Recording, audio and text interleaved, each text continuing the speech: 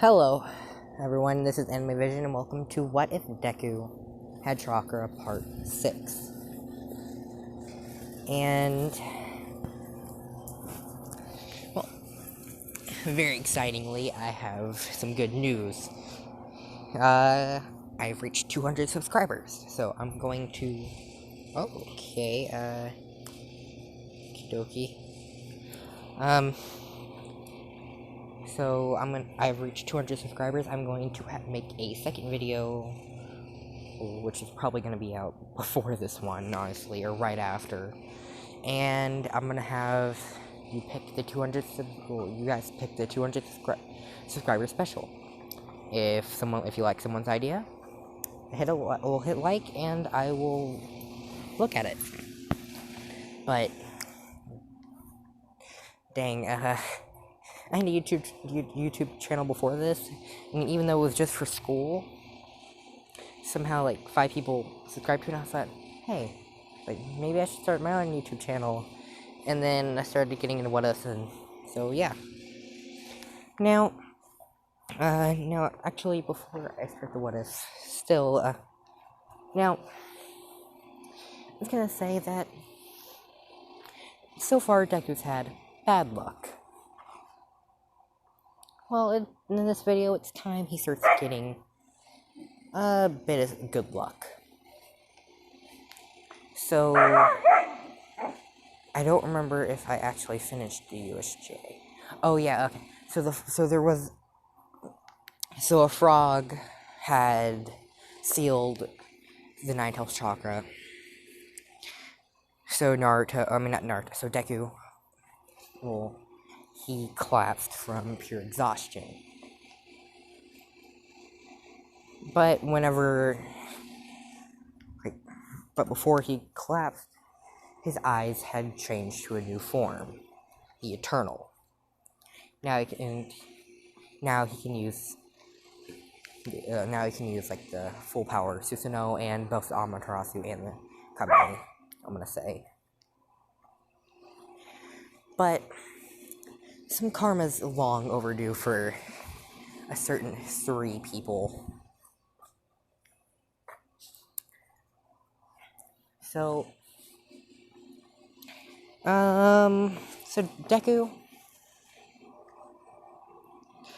whenever he was put in the hospital, he had lots of fractured bones, some burns on his skin, and and he had some temporary blindness from a little bit of the after effects, but he should be fine. And now he actually knows what he should do. So, like, while people aren't allowed to visit him, he decides to go into his Mindscape, and have Kurama explain how exactly does he battle his dark emotions. And Kurama just says, well, you can pretty much meet him. Deku goes, who? Just a darker version of yourself. And Deku is like, okay. So, wait, hold on a second. So Deku is pretty much whisked away to another part of his mind. This is when he sees a room. No. Dog. So, and he sees this twisted version of himself. Looks almost exactly like him. But yet, it just he just gets another unnerving feeling from him. And dark Deku walks over to regular Deku, just walking while having a sinister smile on his face, kind of like in the photo. And he just continues walking up to Deku. looking like he's about to give him a hug. And Deku thinks it's kind of weird. And Dark Deku goes and gives Deku a hug. This is when Deku feels a huge pain in his back. And he realizes that the other one had, the other Deku had a knife in his hand. He just stabbed him. And so him and his Dark half will decide to start battling it out. And Deku quickly realized that he could not win. This one seems stronger than him. And faster. And he's done things with his techniques that he never would have thought of doing. He mixed his wind chakra with his Rasengan and made the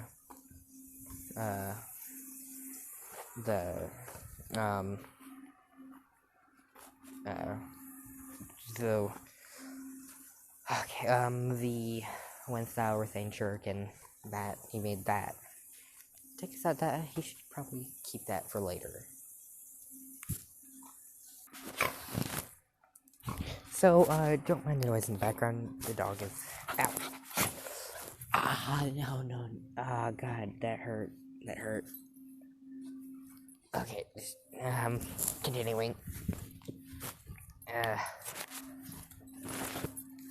Okay, so, let's see.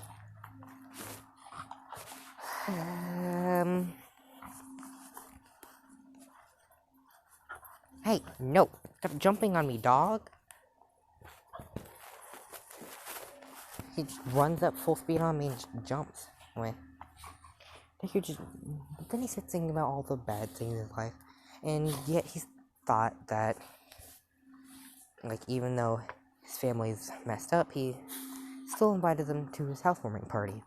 Sure, it was a mistake, but at least he invited them, like he said about all the good people in his life now. Uraraka and Mineta. Yeah, he can only think of 2 examples because no one else is really his friend, but they're kind of in his class. So, Uraraka's friendly with him.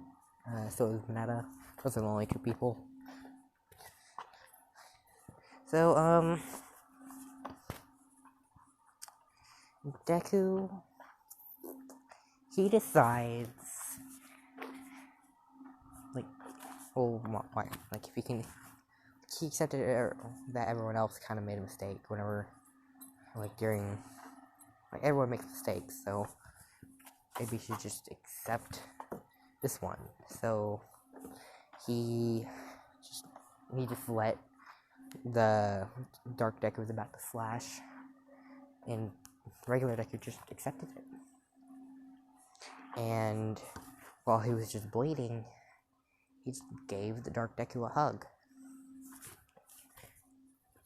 And the Dark one was kind of freaking out a little bit and trying to stab Deku, but Deku just kept on hugging him. This is when Dark Deku kind of started saying, "You need me. You need me. I am better than you. I am stronger. With me around, no one would boss you around. No one would hurt you. You would be on top." But Deku just said, "Yeah, but I'd hurt I'd hurt people that I don't want to hurt." And Deku said, "And it seems like it's starting to bother you more than it's actually bothering me." Or I guess I didn't realize how much it's actually bothering me. And the Dark Deku just kind of starts crying a little bit. And just kind of returns Deku's hug and fades away. Now, Deku comes out of that part of his mindscape and goes back to Kurama. And he undoes the seal. And Oh yeah, Deku's Mindscape. It's not a sewer like uh it's not a sewer like Naruto's. It's I'm gonna say it's a city, but the Nine Tails can move around. And so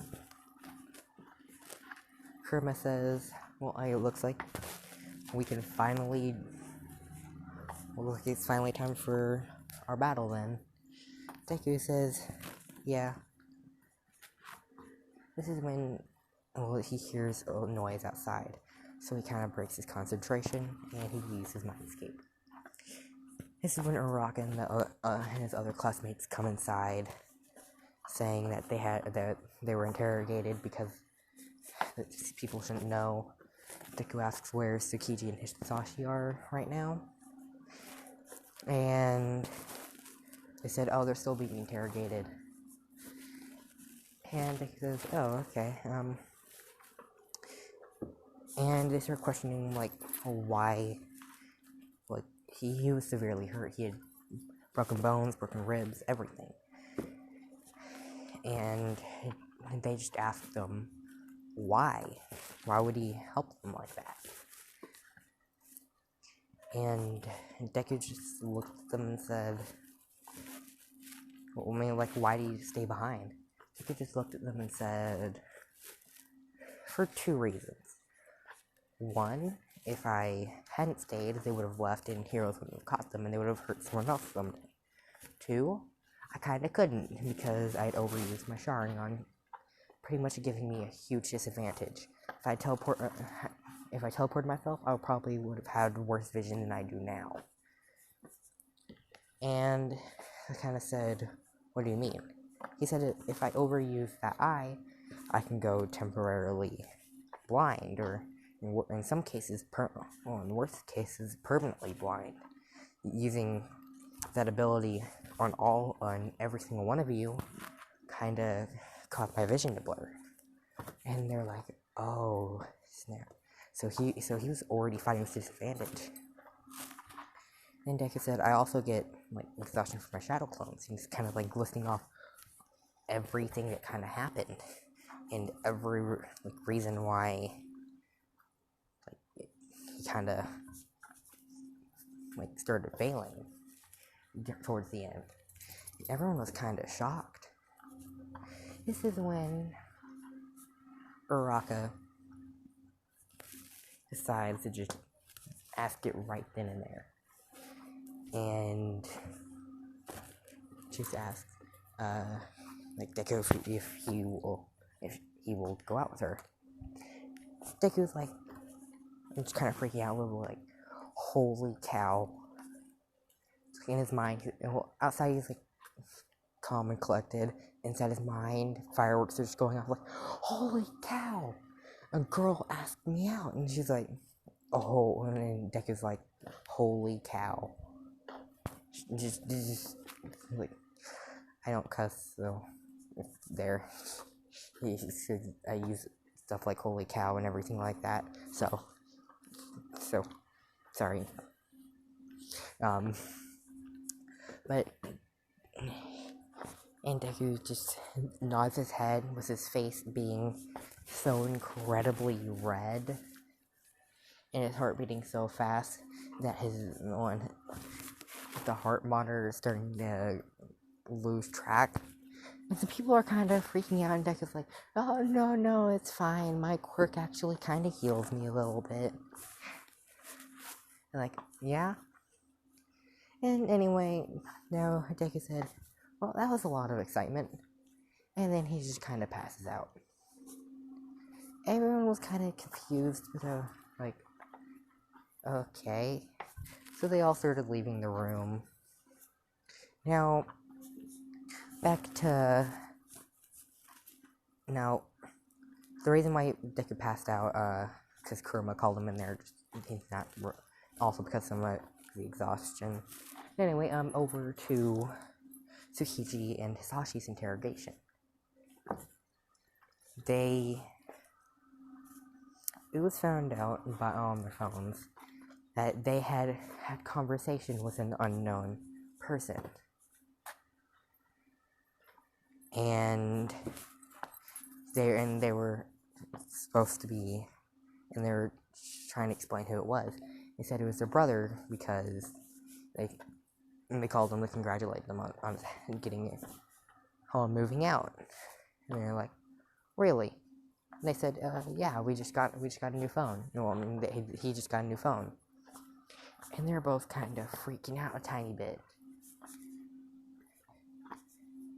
And pretty much they have a human lie detector in there. Like their quirk, like they can detect lies. And the girl just shakes her head, saying that it was a lie. And the guy just said, did either of you two have contact with the League of Villains? And then they both said no. And this is when the girl said, the girl is lying, the guy is not. And Sashi's like, you called them on my phone? And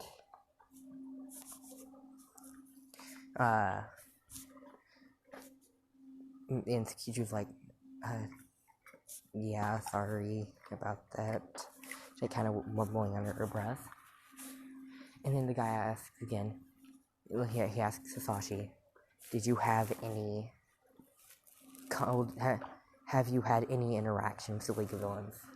Hisashi said no. The girl said it's a lie. Hisashi never called, but he did have contact. That's how he got the number. And the guy said that's all I need to know, and he's, while leaving the room, he tells the officers to handcuff him. Now back over to Deku.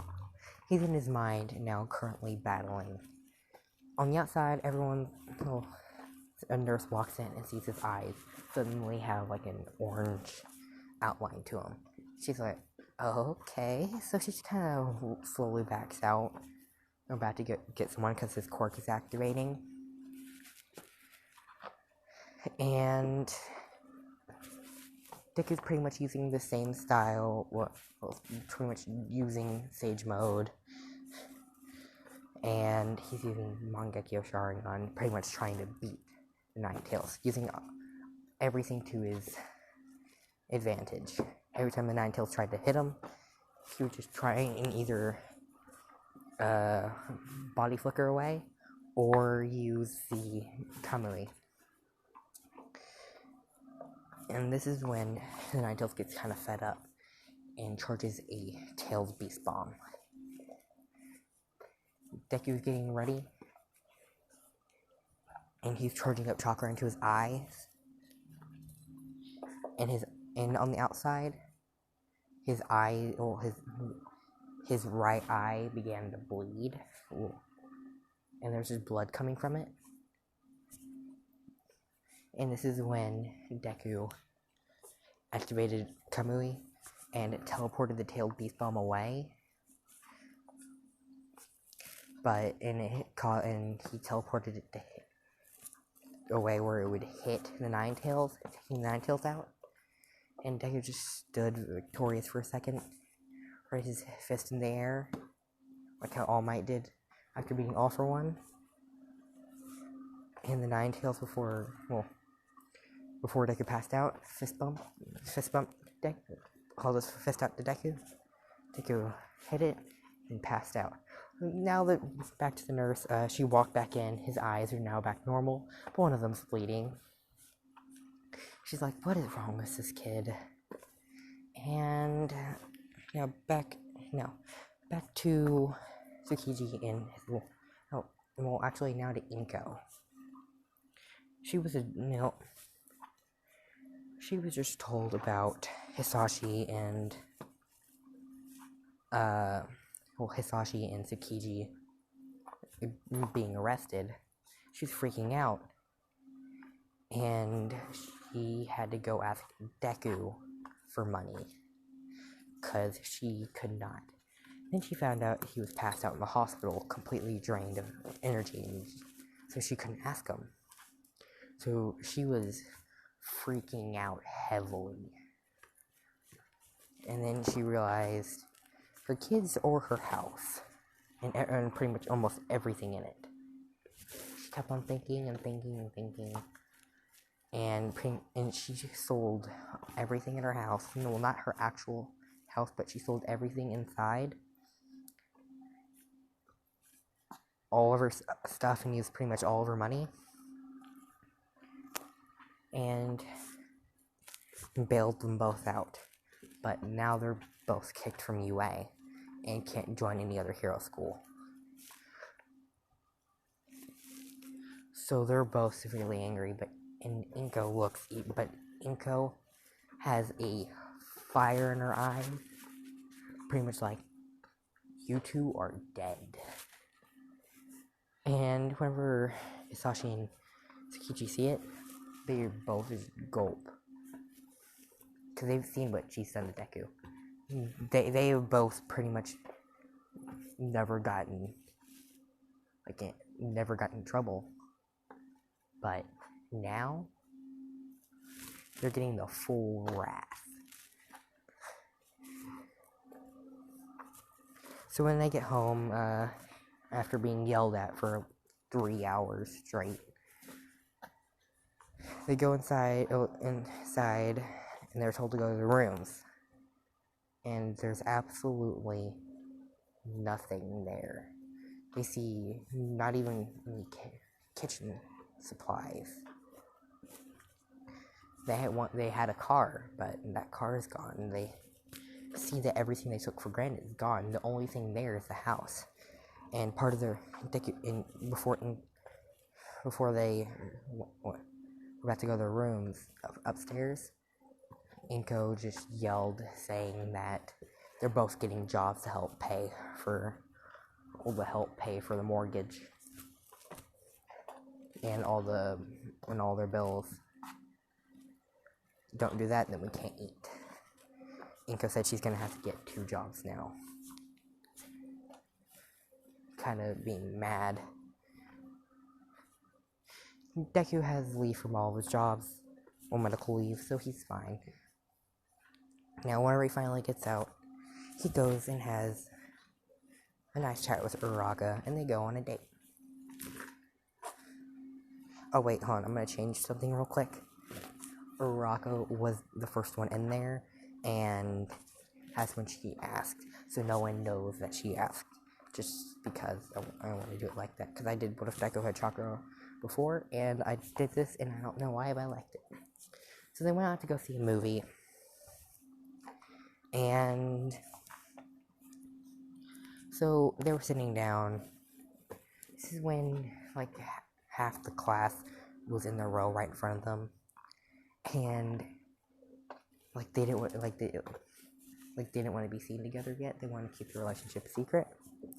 So Deku's like, quick, hold my hand real quick. And she's like, okay. Kind of nervous, and her face is red. But,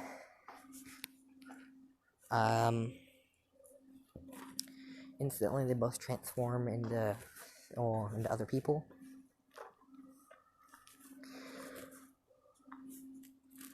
So, and throughout the movie, Deku, like, the first half of the movie, Deku's alright, since he had to transform both of them, and has to keep it up for such a long period of time. It's like a 3-hour movie. By the end of it, he's almost out of chakra, and then Ninetales doesn't want to help him for such a menial task. And pretty much, they're about to walk out while they're still holding hands. And this is when Mina shouts, "Oh, look at that cute couple!" And they just turn around, their faces, both Uraraka's and Deku's faces are red. And they're like, wait, is this your first? Oh, look, their faces are getting red. This must be their first date. And then she's like, oh, want us to take a picture on one of your phones? And they're like, oh, no, we're good. And Deku's just starting to, like, a sweat, part of his sweat.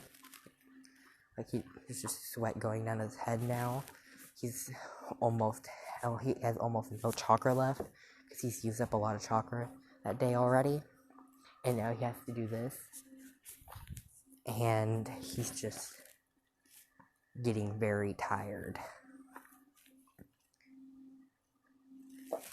And this is when Mia says nonsense, and she just grabs Deku's phone out of his hand. And because he was about to call someone to pick him up, like a friend from work, because he doesn't have a car right now. And he's like, no, wait. And then like his phone's already unlocked. And whenever she undoes the screen, she sees a picture of Deku. As his home screen. She's like, wait, why is Izuku your home screen? And Deku's like, trying to freak out, and is like, oh, we're cousins. We haven't talked in a while, but we basically just grew up together. We're pretty much brothers. And she's like, oh, okay. So that means, that means you're related? Like, yeah. So, you and Izuku should, we know where Izuku lives, we could take you there. And he's like, oh, no, that's good. We're supposed to have dinner tomorrow. Well, we're supposed to go out for lunch tomorrow. Like, okay. Well, see you then. And the moment Deku walks around the corner, he just away from everyone. The transformation is instantly undone. And he's just gasping. Like, he's completely exhausted. Uraraka is still red. And so they get to their home. They're about to leave, but they decide to go somewhere to eat. So they decide to go to McDonald's, or like another restaurant. Any restaurant, just McDonald's was the first one that came to my head. So they're about to go order. This is when he sees Tsukiji at the corner, at the front, asking, saying, how may I take your order? And then Deku's like he's not in line yet. He just sees her taking his order, and he's just thinking, if she knows it's him, then there's definitely gonna be spit in the food. So he has to transform yet again. He orders some food, walks back as the same guy he transformed into before, and he's just exhausted. He's about to get back to the table. He hasn't untransformed yet. This is when Mina and Ida and everyone walk up and like, oh, hey, weird seeing you here. And Deku's like, no! And that's when I'm gonna leave this video off for now. I'm kind of whispering a little bit in this one, because my throat hurts. Woohoo. So, not sick, I just been running a lot today. I don't know. My throat's dry. Okay, fine, I'm just trying to be quiet because the moment I talk loud, my dogs start barking. Trying to make up lies. I don't even know why I lied about that. Okay, I'm just gonna go now. Goodbye. I waved down. Okay, just goodbye.